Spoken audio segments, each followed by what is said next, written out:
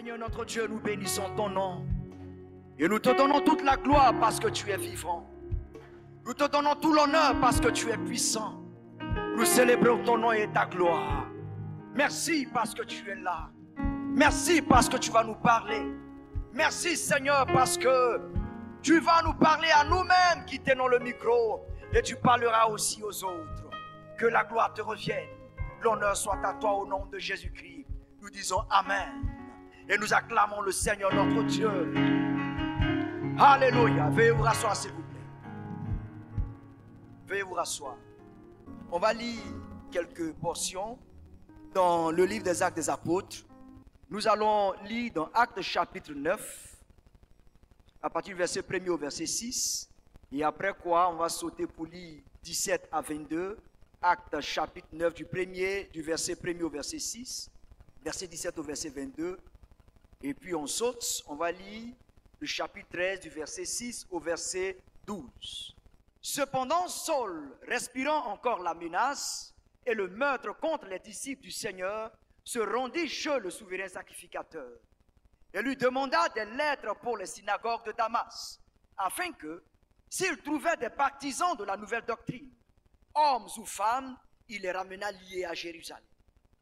Comme il était en chemin et qu'il approchait de Damas, tout à coup, une lumière venant du ciel resplendit autour de lui.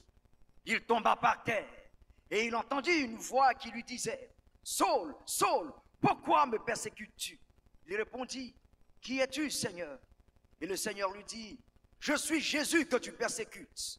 Il te serait dû de régember contre les aiguillons. » Tremblant et saisi de froid, il dit « Seigneur, que veux-tu que je fasse ?» Et le Seigneur lui dit « Lève-toi, entre dans la ville, et on te dira ce que tu dois faire. » Amen.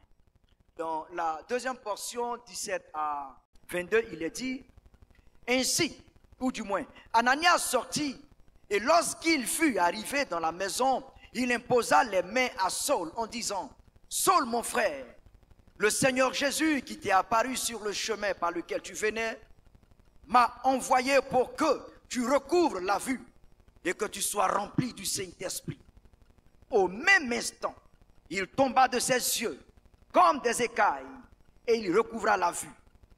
Il se leva et fut baptisé. Et après qu'il eut pris la nourriture, les forces lui revinrent. Saul resta quelques jours avec les disciples qui étaient à Damas. Et aussitôt, il prêcha dans la synagogue que Jésus est le Fils de Dieu. Tous ceux qui l'entendaient étaient dans les tourments et disaient « N'est-ce pas celui qui persécutait à Jérusalem ceux qui invoquent ce nom? N'est-il pas venu ici pour les amener liés devant les principaux sacrificateurs ?»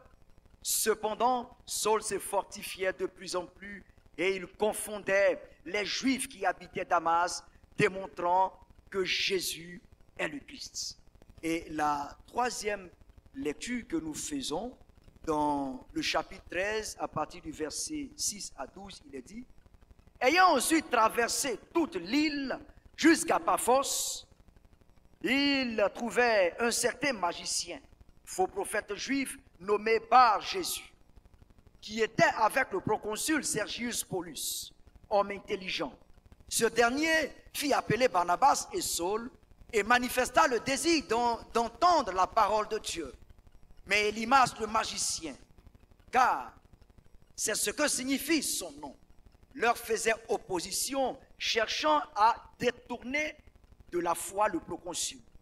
Alors Saul, appelé aussi Paul, rempli du Saint-Esprit, fixa les regards sur lui et dit « Homme plein de toute espèce de ruse et de fraude, fils du diable, ennemi de toute justice, ne cesseras-tu point de pervertir les voies droites du Seigneur? Maintenant, voici, la main du Seigneur est sur toi, tu seras aveugle, et pour un temps, tu ne verras pas le soleil. » Aussitôt l'obscurité et les ténèbres tombèrent sur lui. Et il cherchait en tâtonnant des personnes pour le guider. Alors le proconsul, voyant ce qui était arrivé, crut. étant frappés de la doctrine du Seigneur. Amen. Alléluia. Que Dieu soit béni. Merci Seigneur. Bien-aimés frères, je sais qu'il nous est déjà arrivé de visiter un lieu qui a été touché par le feu. Et le premier constat, c'est que ce lieu-là, il y a comme un chaos total. Et quand il s'agit d'une maison qui a été incendiée, tout ce qu'on peut trouver comme bois ou matériaux composites disparaît. Fauteuils, même le climatiseur, tout ça fond, ça disparaît. Les seules choses qu'on peut retrouver encore, c'est le fer ou les murs. Et là encore, c'est en mauvais état. Et pour ceux qui ont fait la brousse, vous savez également que quand le feu passe dans la brousse, là où on ne pouvait pas se voir à 3 mètres, après le passage du feu, on voit à perte de vue. Les arbres sont calcinés. On retrouve les corps des animaux. On n'a pas besoin de dire à celui qui arrive que le feu est passé par là. Pourquoi? Parce que quand le feu passe, il laisse des traces.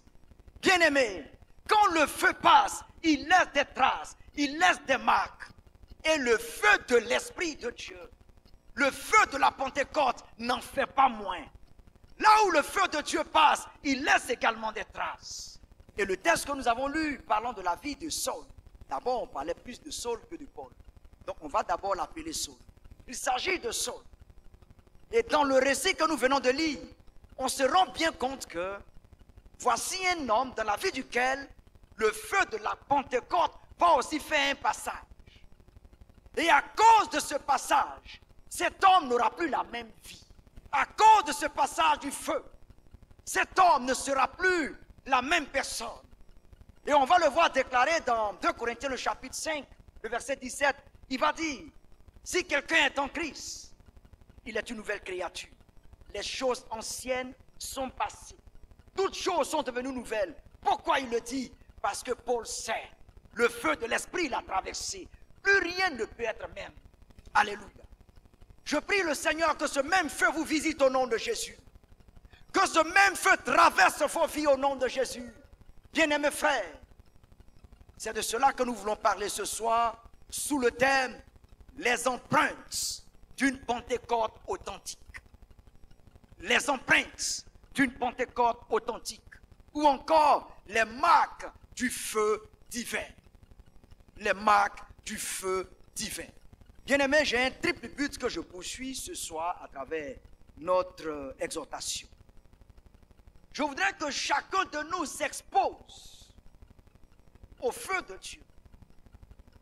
Parce que j'ai dans mon dos un thème extraordinaire qui dit « Embrasé par le Saint-Esprit pour de grandes œuvres ». Bien-aimés, je voudrais que chacun de nous s'expose à l'action de Dieu, à l'action de son feu, pour être suffisamment embrasé. Mais également, quand Dieu t'embrase, permet à son feu d'imprimer sa marque en toi. Autrement, ça n'a pas de sens. Parce que je l'ai dit, quand le feu passe, il laisse des traces. Quand les flammes de la Pentecôte passent, elles laissent des marques. Permet à l'Éternel d'imprimer son cachet. Permet au Dieu vivant d'imprimer ses marques dans ton cœur, comme l'apôtre Paul a été marqué à jamais. Que tu sois marqué au nom de Jésus-Christ. Et enfin, je souhaiterais, et je le veux de tout mon cœur, que ces marques-là, tu les gardes toujours. Parce que Paul a gardé ses marques. Jusqu'au soir de sa vie, il a gardé ses marques. Amen. Alors revenons à notre texte que nous avons lu. Dans le texte, on voit que l'Église vient de célébrer la Pentecôte, à peine. Dans Acte 2, le Saint-Esprit est descendu. Dieu est en action. Et puis voici que la persécution aussi démarre. Étienne doit mourir ce jour-là. Je brûle un peu les étapes, hein. Quoi qu'on dise, nous sommes à El Kabot. Bon, tout le monde connaît un peu l'histoire. Étienne doit mourir ce jour. Et il y a quelqu'un qui donne son suffrage. Un pharisien. Pas un petit pharisien. Il n'est pas âgé, mais il est profond dans la loi. Il a été formé au pied de Gamaliel. Gamaliel qui n'est pas un petit pharisien, mais un pharisien respecté pour sa connaissance. C'est lui qui est le formateur de ce jeune homme-là. Un jeune rempli de lui-même, parce qu'il a la maîtrise de la loi. Il estime que la nouvelle doctrine est fausse. Alors il faut la combattre. On tue Étienne. Il donne son suffrage. Il attrape les vêtements des autres. Étienne meurt. Il est dans la joie. Il vient d'atteindre son but. Étienne est mort. Il est gonflé comme un dindon. Et puis, il va voir maintenant les sacrificateurs. Il leur dit, donnez-moi des lettres. J'irai l'autre côté. Ceux qui ont fui, je vais les ramener captifs. Ils auront le même sort qu'Étienne. Alléluia. Mais c'est sans connaître le roi des rois bien-aimés. C'est sans connaître le Seigneur des seigneurs. Ce jeune homme, il prend la route avec les lettres de recommandation, la cohorte d'armée qu'on lui donne, en route pour Damas. La Bible dit sur le chemin de Damas. Sur le chemin de Damas, il va faire une rencontre avec Dieu. Il va faire une grande rencontre avec Dieu. Le Seigneur Jésus, par une simple parole, va plaquer Paul sol au sol.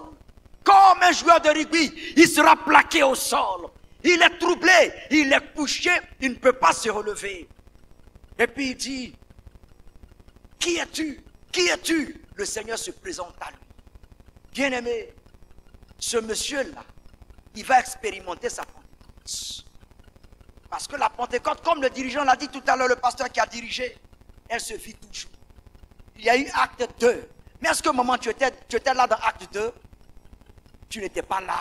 Tu n'étais même pas encore né. Tes parents n'étaient pas nés. Mais aujourd'hui, tu vis ta Pentecôte. C'était le jour de la Pentecôte de Saul. Dieu l'a plaqué. Alléluia. Et quelque chose va s'imprimer en lui. Et sa vie sera bouleversée. C'est de ces marques-là, frères et sœurs, que j'ai dit tout à l'heure, que nous voulons parler.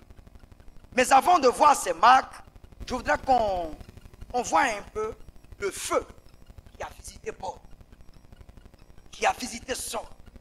Ce feu-là, il avait deux dimensions. Le feu qui a visité Saul a eu deux dimensions. C'est le même esprit, mais dans deux dimensions. Frères et sœurs, il est couché, il dit Seigneur, le Seigneur lui dit, c'est moi Jésus que tu persécutes. Je te veux avec moi. Et Saul de répondre, Seigneur, je ferai ce que tu veux. Alléluia. Ici, à travers cette réponse-là, c'est un oui à la conversion de Saul. Frères et sœurs, c'était là la première dimension du feu de Dieu qui traversait Saul. La nouvelle naissance. Si vous vous rappelez dans Jean le chapitre 3, le verset 6, quand Jésus est en train de parler avec Nicodème, il traite de ce sujet-là. Celui qui naît de la chair est chair, mais celui qui naît de l'esprit est esprit. Il parle de la nouvelle naissance. Alléluia. Saul va expérimenter la nouvelle naissance. C'est la première dimension du feu de Dieu qui va le traverser. Il aura, et cette dimension, je pense que nous la voyons dans Jean le chapitre 22, le chapitre 20, le verset 22, où Jésus vient, après la résurrection, il souffle sur ses disciples. Qu'est-ce qu'il a soufflé sur eux? Il souffla son esprit sur ses disciples. Pourquoi? Parce qu'en réalité, tant que Jésus n'était pas encore mort, il n'y avait pas de nouvelle naissance possible. Il a fallu sa mort, sa résurrection. Et il va actualiser leur nouvelle naissance en leur accordant le Saint-Esprit. C'est la première dimension que Paul reçoit. La deuxième dimension du feu de l'Esprit que Paul va recevoir, on la voit ici au verset 17. Ananias vient, il lui impose les mains. Il dit, Saul, Dieu m'a dit de t'imposer les mains pour que tu reçoives le Saint-Esprit. Pour que tu reçoives la deuxième dimension de l'Esprit. Ça a été fait. Bien-aimé. Mais quand ça a été fait, Saul, on ne pouvait plus attraper Saul. Ce n'était plus la même personne, frères et sœurs, comme je l'ai dit. Voyons la première marque, le premier impact, ou encore la première empreinte dans la vie de Saul. Frères et sœurs, quand on lit dans le texte, on voit bien qu'au verset 17, la Bible dit, quand Ananias lui impose les mains, il dit quoi? Automatiquement, il tombe de ses yeux une forme d'écaille. Les écailles tombent de ses yeux. Ce ne sont pas des écailles physiques, mais c'est spirituel. Les yeux de son cœur s'ouvrent. Les yeux de son esprit s'ouvrent. Paul, ou du moins Saul, ne voit plus les choses de la même manière. Changement de mentalité. Changement de compréhension. Changement de vision. Voici quelqu'un qui est parti attraper des gens. Mais attraper des gens, arrêter des gens n'est plus la priorité pour lui. Parce que les écailles sont tombées. Bien-aimés frères, voici l'une des premières marques que le feu de l'esprit laisse dans la vie de quelqu'un. Les écailles doivent tomber de tes yeux. Ta compréhension doit changer. Ta manière de comprendre la vie doit changer. Ton système de valeurs doit changer. Tu ne vas plus te mesurer sur la base de ton compte en banque, mais tu te mesures sur la base de ta communion avec Dieu. Les écailles doivent tomber. Bien-aimés frères, si jusque-là, les écailles de tes yeux ne sont pas tombées, il y a problème. C'est pourquoi je dis, expose-toi au feu de l'esprit pour qu'il t'embrasse suffisamment. Il y a des gens, c'est pas que le Saint-Esprit ne fait pas tomber les écailles, hein. Il le fait pour tout le monde.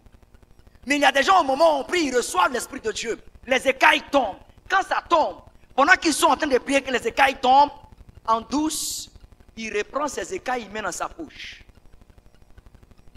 Arrivé à la maison, il va devant le miroir, comme des lentilles, il repositionne ses écailles. C'est pourquoi vous allez les voir faire la honte de l'église. Des gens qui aiment bien leurs écailles, ils aiment bien voir comme ils voyaient avant. Alors que le Saint-Esprit a opéré l'œuvre pour que leur vie puisse changer. Mais ils ne changent pas. Change pas de compréhension. Change pas d'attitude. Il y a une fois, je ne dirai pas le lieu parce que c'est même assemblée de Dieu, on peut se connaître. Donc excusez que je ne dise pas le lieu. Ma femme était accouchée de notre avant-dernière fille. Donc il y a une délégation qui est venue nous saluer. Dans la délégation, il y avait une diaconesse et puis d'autres responsables. Et j'étais choqué.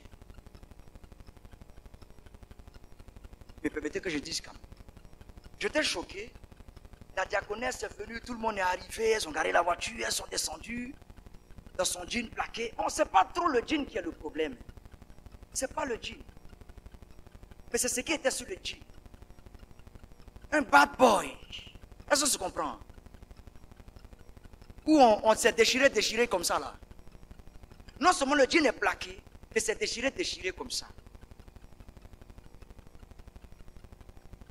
Et puis elle est venue. Elle va dire quoi?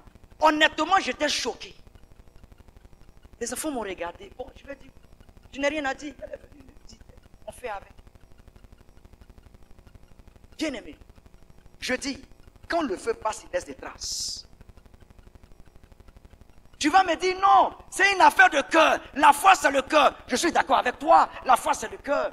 Quand on voit dans Hébreux le chapitre 11, le verset 1, qu'est-ce qu'il est dit? Quelqu'un peut réciter ça? Or, la foi est une ferme assurance des choses qu'on espère. On s'arrête là. Non, arrêtons-nous là. Or, la foi est une ferme assurance des choses qu'on espère. Ça veut dire que dans le cœur de notre soeur qui est assise, c'est qu'elle est en train d'espérer. Qui voit? Qui voit? Donc vous avez raison quand vous dites la foi c'est le cœur. Mais ça ne s'arrête pas là. Deuxième partie de la phrase.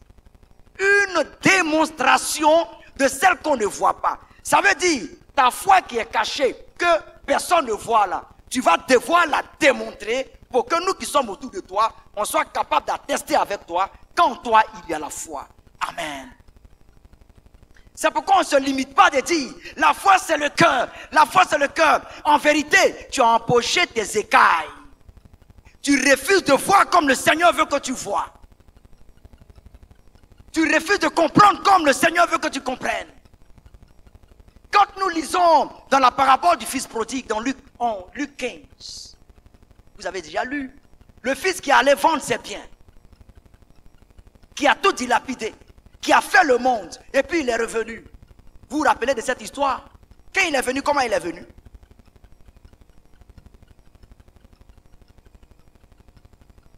C'est comme ça qu'il est venu.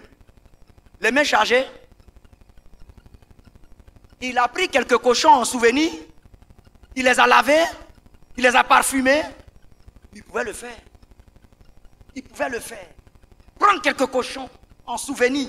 Et puis venir avec eux dans la maison de son père. Mais il ne l'a pas fait. Pourquoi? Changement de mentalité. Changement de compréhension. Mais il y a malheureusement beaucoup qui sont dans la maison du Seigneur.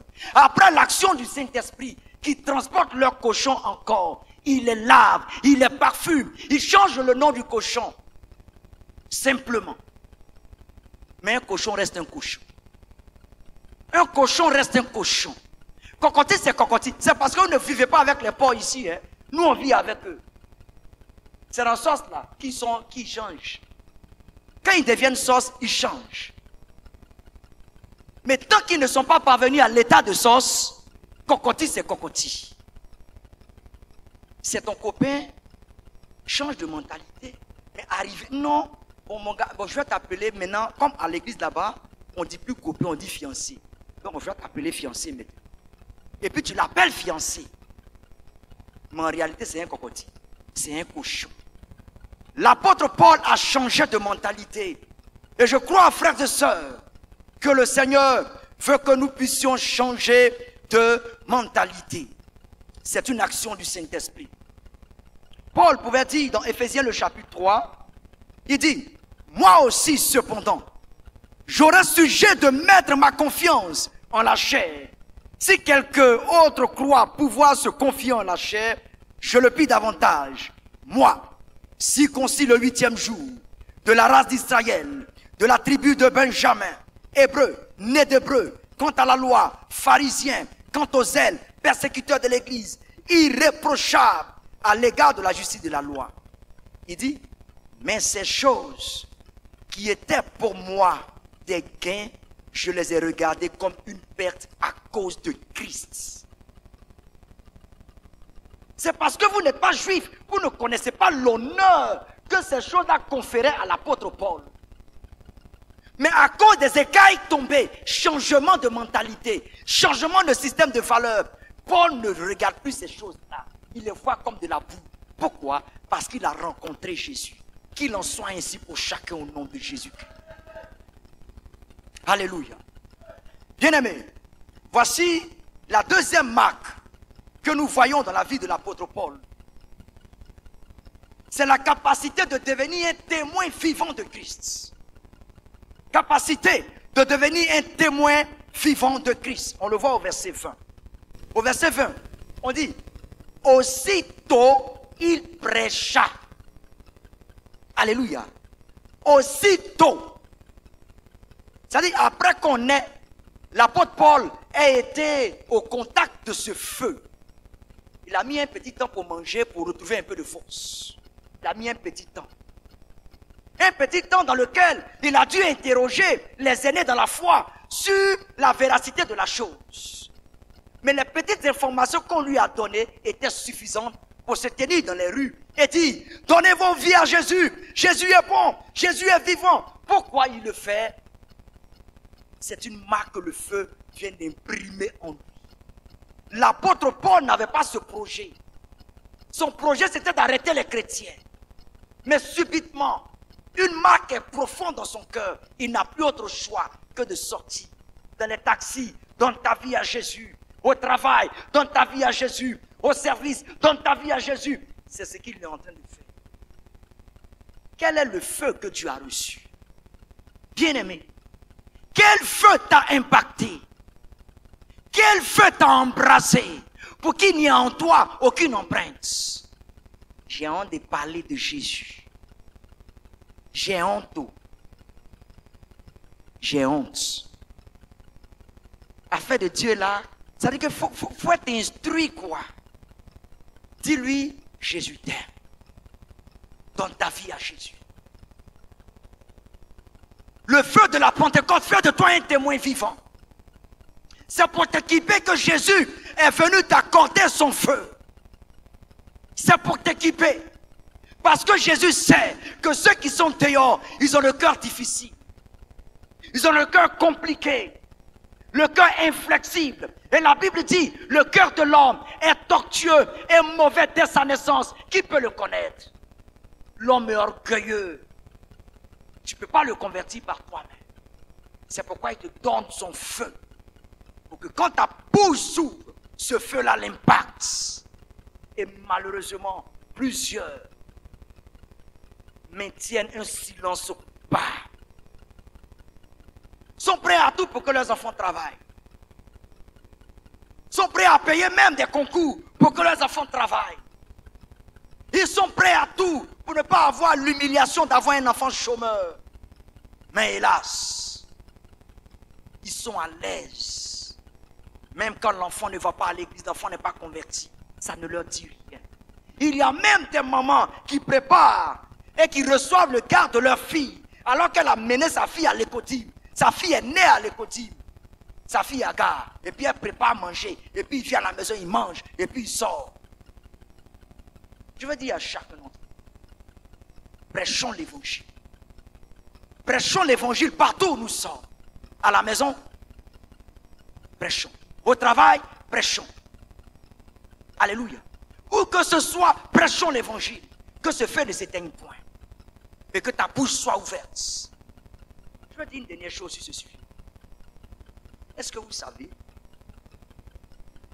Enfin, je me pose la question, quel sera l'état du cœur d'une dame qui, après que le Seigneur l'enlève pour l'amener au ciel, au dernier jour, et puis son fils, ou bien sa fille, pour laquelle elle était prête là, s'en va dans le feu éternel. Et puis elle entend les cris de sa fille dans le feu éternel. Tu entends les cris de ta femme avec laquelle tu dors, mais à qui tu ne trouves pas utile de prêcher l'évangile. Chacun a sa vie, il n'a qu'à faire ce qu'il veut. Je me demande comment ça va se passer. Parce qu'une chose est certaine. Quand on va être enlevé là-bas, on sera conscient de ce qu'on a vécu sur là. On sera conscient de ce qu'un tel était mon frère, un tel était ma soeur. Comment est-ce que tu seras? Ton fils, pour lequel tu as dit, je dois donner tout pour qu'il travaille. Il doit avoir son concours. C'est mon enfant, c'est mon préféré. Celui-là, tu as tout donné pour qu'il travaille. Mais tu n'as rien donné pour qu'il se convertisse. Que le Seigneur nous aide. Prêchons l'évangile. Dis à ton voisin, prêche l'évangile. Prêche l'évangile. Alléluia.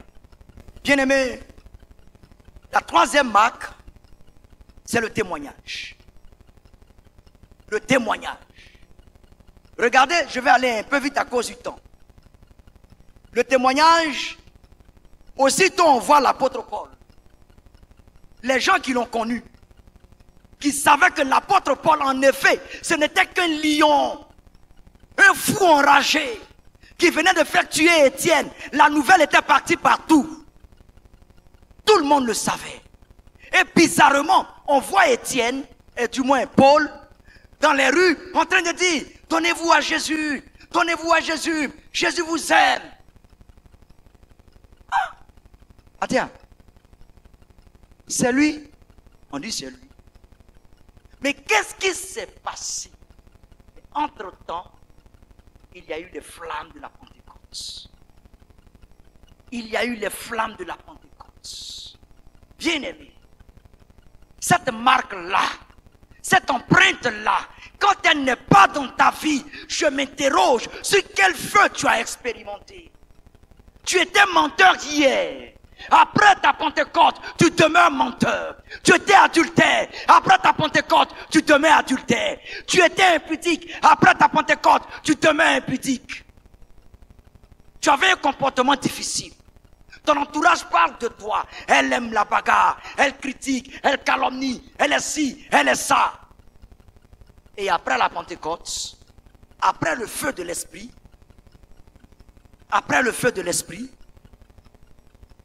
tu te retrouves dans une situation où rien n'a changé. Tu continues de mentir. Tu te masturbes 2 fois dans la semaine. Après ta Pentecôte, tu le fais encore la même 4 fois dans la semaine. Je me pose la question. Le témoignage doit changer. Frères et sœurs, ton témoignage doit changer. quand je me suis converti, c'est vrai que je n'étais pas un voleur. Je n'étais pas un braqueur. Je n'étais pas de tout ça. Mais pour mon temps, j'étais buveur. J'étais aussi un coureur, de ce que vous savez. Je n'ai pas fait les coutumes. Nous, on s'est promené un peu en Égypte, dans les pyramides, on a mangé avec Pharaon, et puis on était tout grand avant de venir nous convertir. J'ai un ami qui, entre-temps, il nous avait quittés. Et puis il est venu s'installer à Makori. Et puis ce jour-là, il est revenu nous voir. On a fini de manger. Et pendant qu'on a fini de manger, il est surpris d'une chose. C'est moi qui ai débarrassé. C'est moi. Et non seulement j'ai débarrassé, j'ai fait le service. Je n'ai pas bu. Je n'ai pas fumé. Mais il était surpris que je fasse le service. Parce que j'étais un peu, on pourrait dire, le leader du groupe. Et vous savez ce que c'est dans les quartiers populaires. Chef de groupe, on débarrasse pour lui. Alléluia. On débarrasse pour lui, débarrasse pas pour quelqu'un. Et le frère de s'approcher à un autre, d'un autre, et puis lui dit, mais attends, il y a eu quoi? Il dit comment? Il dit, il y a eu quoi? C'est lui qui vient, il enlève manger en bas de nous, il balaie. 2, il y a longtemps on a fini de manger, il n'a pas fumé. Il n'a pas demandé qu'on envoie la bière, rien. Il y a eu quoi? L'autre lui dit, ah, d'après lui, il dit, il est devenu chrétien, oh. Alléluia. Est-ce que quelqu'un a pu dire au moins quelque chose de toi après ta Pentecôte? Est-ce que la marque de ce feu-là a touché ce domaine de ta vie? Ton témoignage est appelé à changer, frère. Si ce n'est pas le cas, je prie que ce soit pour toi une revanche. Pour dire, Seigneur, imprime en moi tes marques. Alléluia. Et le 4e point, bon là je vais le survoler pour toucher le 5e. Le 4e point, c'est la croissance. Parce qu'il est dit de Saul, il croissait. Il grandissait. Frère, quand le feu te touche, c'est un début. Tu n'es pas encore arrivé à maturité. Mais l'Esprit va produire quelque chose en toi qui fera que tu iras de croissance en croissance. Tu vas gravir les marches spirituelles. Tu ne resteras pas au stade de bébé spirituel. On ne reste pas népios tout le temps. On ne reste pas gamin spirituel tout le temps. Mais il y en a dans nos assemblées qui jusque-là sont des enfants spirituels. Quant à la connaissance, enfants spirituels. Quant à la manifestation des dons, enfants spirituels. Quant au service chrétien, enfants spirituels. Quel feu t'a traversé? Tu étais bébé, deviens jeune spirituel. Deviens adulte, deviens un père. Il y en a qui ont 15 ans de conversion, mais qui n'ont pas engendré, qui n'ont pas de fils spirituels. Ne pensez pas que les pères spirituels sont seulement de la dimension du docteur Bongoré. Non, c'est faux. Lui, il est dans une autre dimension parce que ses enfants sont d'une autre dimension. Mais toi, tu peux être le père spirituel de quelqu'un. Toi, tu peux être la mère spirituelle de quelqu'un. Mais on a des chrétiens qui n'ont pas expérimenté la croissance spirituelle. Ils sont bloqués. Quel que soit ce que tu enseignes, ils sont limités. On doit tout leur expliquer. Encore, encore et encore. Pas de croissance. Ce n'est pas normal. Ce n'est pas normal que le Saint-Esprit t'impacte au nom de Jésus. Parce que c'est une marque que l'Esprit de Dieu laisse. Et enfin, dans la vie de Paul, ce que j'aime bien dans la vie de Paul, c'est le dernier épisode que nous venons de voir avec Élymas le magicien. Voici un homme qui s'appelle Élymas, un sorcier. C'est parce que la Bible est élégante qu'elle dit magicien, mais c'est un sorcier. Chez nous, on aurait dit un cougnon. C'est un sorcier. Et regardez comment les sorciers... Et puis là, bon, ce n'est pas le sujet, mais c'est l'un des signes, pas le, mais l'un des signes. Les sorciers sont très arrogants. très arrogants. Pourquoi ils le sont? Parce qu'ils ont un pouvoir que tu n'as pas. Ils supposent que lui, il peut te faire du mal quand il veut. Il peut te manger quand il veut, dans la sauce que lui, il veut. Il peut créer un accident sur ta vie quand il veut. Ça les rend arrogants. Vous avez regardé le film Le Retour de la Pierre, non? Avec Djatou. On prend ça pour faire évangélisation. Tu vois son habitude. Pour peu. C'est à moi que tu fais ça, on verra. Vous voyez les vieux là comme ça, ils sont comme ça dans les villages. C'est à moi que tu dis ça, on verra. Parce qu'il a arrêté sur Caillou. C'est comme ça Elimas s'est arrêté sur Caillou. Le proconsul veut se convertir, mais il refuse. C'est sans compter avec Saul. Bien-aimé, ce qu'Elimas ne savait pas, c'est que le feu de la Pentecôte avait traversé la vie de Saul, avait laissé un impact dans la vie de Saul. Saul n'était plus la même personne. Bien-aimé, Saul avait été propulsé dans une dimension spirituelle. Saul ne nageait plus seulement dans la dimension matérielle et physique. Saul était allé dans l'autre dimension, le spirituel. Saul le regarde. Il dit, ah bon, l'homme veut se convertir. Mon sauveur est mort, a donné sa vie pour que ce monsieur se convertisse. Le temps pour lui est arrivé d'expérimenter la conversion. Qu'est-ce que tu racontes? Tes yeux sont fermés au nom de Jésus-Christ. Tu ne verras plus jusqu'à ce que le temps arrive. La Bible dit, aussitôt, les yeux du sorcier là sont fermés. Alléluia! Notre Dieu est vivant. Ce que je veux dire, quand on expérimente le feu du Saint-Esprit, nous devenons surnaturels. Nous devenons surnaturels. Ce n'est pas le mysticisme béant, faux, mais nous devenons surnaturels. Quand tu parles en langue, tu es surnaturel. Quand tu imposes les mains pour chasser les démons, tu es surnaturel. J'étais avec mon pasteur quand on était dans le prestage. Il priait pour un cas. Et puis le démon devait partir. Et le démon lui a dit, hé, toi, faut pas jouer avec moi. Je suis plus âgé que toi. C'est à cause du nom que tu dis là que je m'en vais. Hein? Sinon, il dit, hé, à cause de ce nom-là même, quitte ici. Il dit, non, c'est à cause de ce nom-là. Hein? C'est pas à cause de toi. C'est pas à cause de toi. Et puis, il est parti. C'est comme ça que les démons doivent te craindre. Pas que tu le veuilles. Pas que tu aies fait des sacrifices. Mais parce qu'il y a un feu qui t'a traversé. Les empreintes là sont restées. La marque est là. Bien-aimé, dis à ton voisin, la marque est là. À cause de cette marque-là, les démons doivent se plier à ce que tu dis. Nous devons avoir les dons spirituels. On doit les manifester. C'est un signe. C'est une empreinte que l'Esprit de Dieu nous laisse. Il dit, à la Pentecôte, on dit les langues de feu. Les langues là descendaient, elles se séparaient. Chacun recevait. C'était un paquet. Quel est le contenu de ce que tu as reçu? Bien-aimé frère, je prie au nom de Jésus-Christ. Certainement que tes dons, tu les as déjà reçus. Mais aie davantage de dons au nom de Jésus-Christ. Nageons dans le surnaturel. Désormais, quand vous allez nous trouver au village, ne prenez pas votre sac, le petit sachet bleu, parce que nous voyons ça là-bas. On voit des gens qui sont arrivés, et puis quelque temps après, avant de partir, il a son sachet. Tu vas, non, je vais un peu devant là. Et puis il longe la route, et regarde. Si on ne le regarde pas, il s'en va à Abidjan, hein?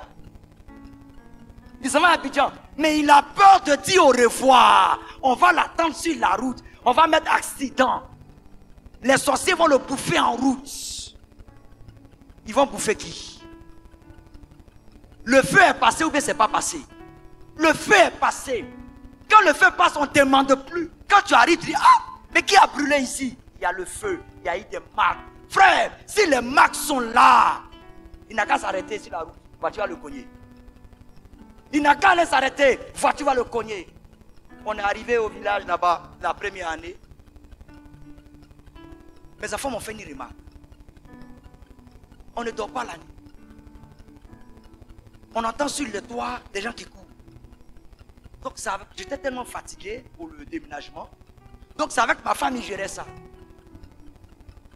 Elle m'a dit, ah mon mari, ce que les enfants m'ont dit là, c'est vrai.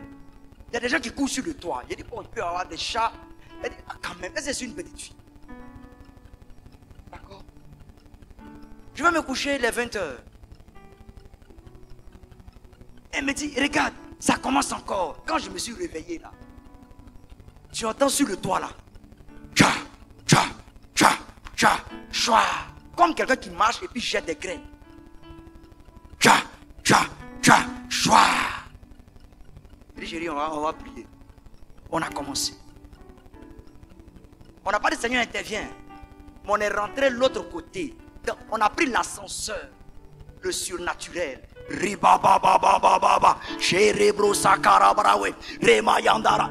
dis, frère, on est en train de parler en langue.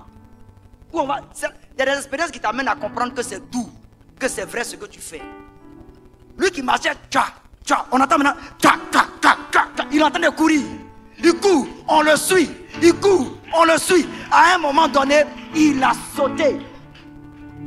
Il a sauté, il a jeté les graines. C'est coupé. Les enfants dorment en paix. Ils dorment en paix. 2, je crois, 3, 4 jours plus tard, je suis en train d'étudier devant la maison avec les enfants. En plein 16 heures, voici un drone qui vient me cogner. Un oiseau. On est assis là, 16 heures, on étudie devant la porte. Voici un oiseau qui est venu me percuter. Il est tombé. Il est mort. Il est mort. Il est mort. J'ai dit, je ne sais pas qui t'a envoyé. Je ne t'ai pas vu, je ne sais pas ce qui se passe. Mais le feu est passé par là. Il est grillé. La même semaine, ils ont mis du sang dans la cuisine. Attaché du sang dans un sachet.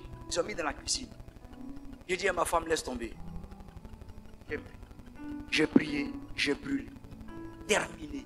Frère, on n'a pas à les craindre. C'est le sorcier là. Quand lui vient pour manger avec toi, il lui doit avoir peur. Seigneur, au nom de Jésus, on dit, il faut manger. Tu as le feu ou tu n'as pas le feu? Seigneur, agis. Seigneur, Adia, le riz est là, sorcier assis, il faut manger.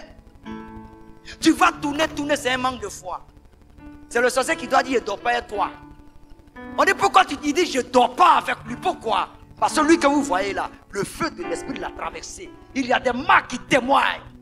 Si je m'hasarde à aller dormir avec lui, mon avion ne peut plus décoller. Qu'il en soit ainsi pour chacun au nom de Jésus. Qu'il en soit ainsi pour chacun au nom de Jésus. Que la paix de notre Dieu soit avec nous.